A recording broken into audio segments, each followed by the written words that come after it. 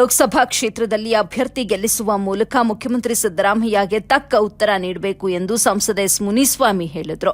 ಇಂದು ನಗರದ ಹೊರವಲಯದ ಜೆಕೆ ಭವನದಲ್ಲಿ ಇಂದು ಸಮನ್ವಯ ಸಮಾವೇಶ ಹಮ್ಮಿಕೊಂಡಿದ್ದು, ಸಂಸದ ಎಸ್ ಮುನಿಸ್ವಾಮಿ, ಮಾಜಿ ಶಾಸಕ ಜೆಕೆ ಕೃಷ್ಣಾರೆಡ್ಡಿ, ಶಿಡ್ಲಘಟ್ಟ ಕ್ಷೇತ್ರದ ಬಿಜೆಪಿ ಮುಖಂಡ ಸೀಕಲ್ ರಾಮಚಂದ್ರಗೌಡ, ಚಿಂತಾಮಣಿ ಕ್ಷೇತ್ರದ ಬಿಜೆಪಿ ಮುಖಂಡ ದೇವನಹಳ್ಳಿ ಗೋಪಿ, ಸತ್ಯನಾರಾಯಣ, ಮಹೇಶ್ ಸೇರಿದಂತೆ ಮೈತ್ರಿ ಪಕ್ಷಗಳ ಮುಖಂಡರು, ಕಾರ್ಯಕರ್ತರು ಭಾಗಿಯಾಗಿ ಕಾಂಗ್ರೆಸ್ ಸರ್ಕಾರದ ವೈಫಲ್ಯಗಳನ್ನು ಪ್ರಸ್ತಾಪ ಮಾಡಿದ್ರು.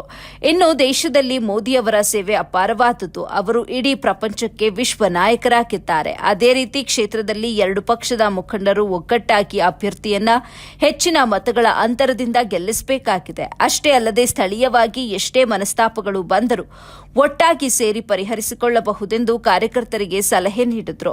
ಇನ್ನು ಲೋಕಸಭಾ ಕ್ಷೇತ್ರ ಕೈ ಅಭ್ಯರ್ಥಿ ಗೌತಮ್ ಕೋಲಾರ ಜನತೆಗೆ ಯಾರೆಂದು ಗೊತ್ತಿಲ್ಲ. ಕೇವಲ ಗ್ಯಾರಂಟಿಗಳನ್ನು ಹೇಳಿಕೊಂಡು ಮತಯಾಚನೆ ಮಾಡುತ್ತಿದ್ದಾರೆ. ಆದರೆ ಎಲ್ಲ ಸುಳ್ಳು ಹೇಳ್ತಿದ್ದಾರೆ. ಗೃಹಲಕ್ಷ್ಮಿ ಯೋಜನೆಯಿಂದ ಅತ್ತೆ ಸೊಸೆಗೆ ಜಗಳ ತಂದು ಬಿಟ್ಟಿದ್ದಾರೆ. ಕೇವಲ 100ಕ್ಕೆ 20ರಷ್ಟು ಮಾತ್ರ ಅವರ ಕಾರ್ಯಕರ್ತರಿಗೆ ದುಡ್ಡು ಕೊಟ್ಟು ಗ್ಯಾರಂಟಿಗಳ ಬಗ್ಗೆ ಹೇಳಿಕೊಳ್ಳುತ್ತಿದ್ದಾರೆ ಅಂತ ಹೇಳಿದ್ರು. ಚುನಾವಣೆಯಿಂದ ಹಿಡಿದು ಲೋಕಸಭಾ ಚುನಾವಣೆವರೆಗೂ ಕೂಡ ಅನೇಕ ಚುನಾವಣೆಗಳನ್ನ ನಾವು ನೋಡಿದ್ದೇವೆ. ಆದರೆ ಒಂದೊಂದು ಚುನಾವಣೆ ಕೂಡ ಗ್ರಾಮ ಪಂಚಾಯತ್ ಚುನಾವಣೆ ಅಂತ ಹೇಳಿದ್ರೆ ಅದರದ್ದೇ ಆದಂತಾಗಿತ್ತಲ್ಲ ಅಂತ ಹೇಳಿ ಪಕ್ಷ ನನ್ನ ಬೆಂಗಳೂರಲ್ಲಿ ಕಾರ್ಪೊರೇಟರ್ ಆಗಿದ್ರಿ ಮಾದೇಪುರ ಕ್ಷೇತ್ರದಲ್ಲಿ. ಅಣ್ಣ ನಾವು ಒಂದೇ ಕಾನ್ಸ್ಟಿಟ್ಯೂನ್ಸಿಯಲ್ಲೇ ನನ್ನ ಕರ್ಮಭೂಮಿ ಕೋಲಾರ ಜಿಲ್ಲೆ ಆದ್ರೂ ಬೆಳೆದಿದ್ದೆಲ್ಲ ಅಲ್ಲಿ.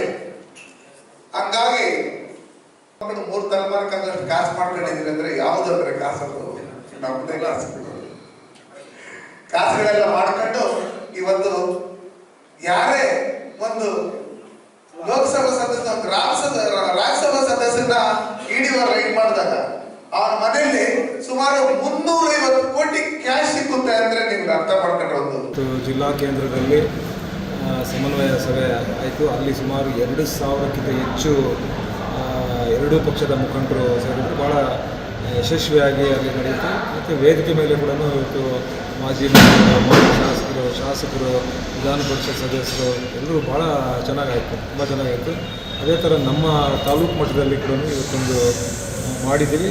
ಬಹುಶಃ ನಮಗೆ BJPಯವ್ರಿಗಾಗಲಿ ನಮಗಾಗಲಿ ಯಾವುದೇ ಸಂಘರ್ಷಗಳಿರಲಿಲ್ಲ ಮೊದಲಿಂದ ಕೂಡ. ಹಾಗಾಗಿ ಎಲ್ಲರೂ ವಿಶ್ವಾಸದಿಂದ ಇರೋದರಿಂದ ಏನೂ ಗೊಂದಲ ಇಲ್ದಿರ ಆಗಿದೆ, ಚೆನ್ನಾಗಿದೆ. ನೋಡಿ, ಈಗ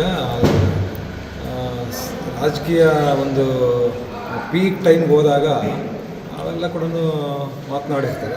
ಆದರೆ ಸಮಯ ಸಂದರ್ಭ ಬಂದಾಗ ಈಗ ದೇಶದ ಒಂದು ಸಮಗ್ರತೆಯ ದೃಷ್ಟಿಯಿಂದ ಇವತ್ತು ನಾವೆಲ್ಲರೂ ಕೂಡ ಮೈತ್ರಿಯನ್ನು ಮಾಡಿಕೊಂಡಿದ್ದೇವೆ. ಮೈತ್ರಿಯನ್ನು ಪಾಲನೆ ಮಾಡುವಂಥದ್ದಕ್ಕೆ ಎಲ್ಲವೂ ಕೂಡ ಬದಿಗಿಡಬೇಕಾಗ್ತದೆ. ಆ ರೀತಿ ಅಂಥ ದೊಡ್ಡ ಮಟ್ಟದ ಸಂಘರ್ಷಗಳೇನು ಆಗಿರಲಿಲ್ಲ, ಸಣ್ಣ ಪುಟ್ಟ ಆಗಿರ್ತವೆ. ಸೊ ಅದು ಹಾಗಾಗಿ ನಾವೆಲ್ಲರೂ ಕೂಡ ಸೇರಿಕೊಂಡಿದ್ದೇವೆ. ಯಾವುದು ನಮಗೆ